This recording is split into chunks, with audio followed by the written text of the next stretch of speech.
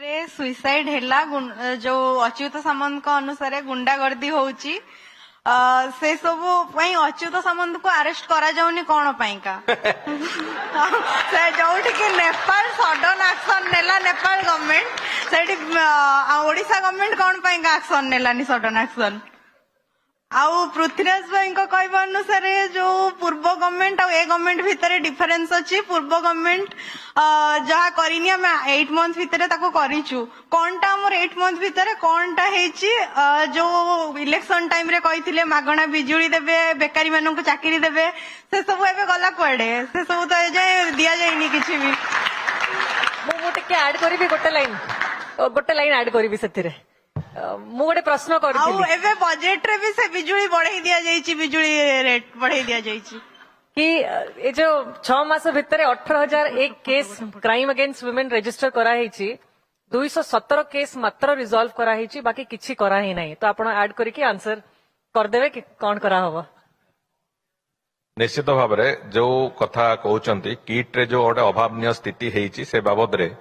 सरकार तुरंत गोटे हाई लेवल कमिटी करछन्ते जोटा कि इन्वेस्टिगेशन काम आरंभ करिछि एवं पुलिस तार भी इन्वेस्टिगेशन प्रोसेस को पूरा जारी रखिछि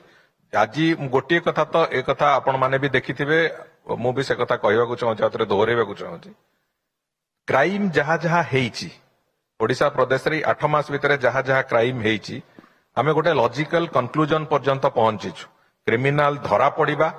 एवं ता एग्नेस्ट प्रोसिक्यूशन प्रोसेस आरंभ होगा ये प्रक्रिया पूरापूरी भाव में प्रतिटी केस रे गोटी गोटी गोटी गोटी करी जेतिकिटी से डकैती हो मर्डर हो जो जो जगार